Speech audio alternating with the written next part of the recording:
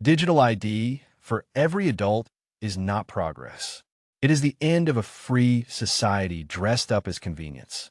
I am a cybersecurity specialist. This is my take. They're selling it as a fix for illegal migration. That is bollocks. We spend hundreds of billions a year on cybersecurity, and yet the volume of breaches is breaking records. The threat is growing faster than the spend. Digital ID will not stop boats. It will not stop trafficking gangs. It will not fix a broken border. Criminals will work around it. Honest citizens will pay the price. It builds giant databanks that track where you go, what you buy, what you read, and who you speak to.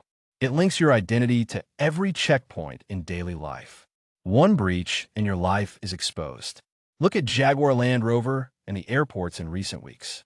Now imagine that at national scale on an ID system tied to everything you need to live your daily life. Here is the risk that ministers will not admit. Ransomware seeded through a supplier or an insider. It lies quiet for months. It rolls through the backups. On trigger day, the register and the recovery sets are both encrypted. Payments fail. Health and benefits stall. Borders slow. Citizens are frozen out until a ransom is paid or the state rebuilds from scratch. Centralize identity and you centralize failure. Do not fall for the pitch. Function creep is certain. It starts as login. It becomes access to money, travel, speech, and public services.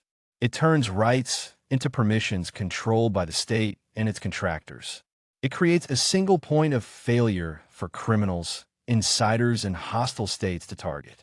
It will punish the elderly, the poor, and anyone who is not always online. It will centralize risk and outsource blame. It will not stop fraud. It will not stop illegal migration. It will build the machinery for a social credit system by stealth. If ministers cared about the border, they would enforce current laws, resource patrols and processing, close loopholes, and remove those with no right to stay. You do not need a national ID to do any of that. We scrapped ID cards in 2010 for a reason. Britain does not need a central register to prove age or status.